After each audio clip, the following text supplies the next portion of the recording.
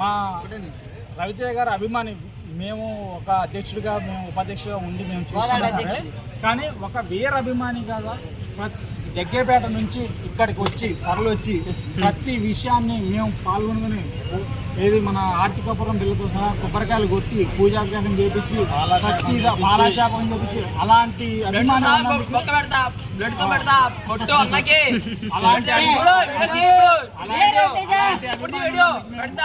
మనస్ఫూర్తిగా ఇలాంటి అభిమాని మా హీరో కోరుకుంటున్నాం.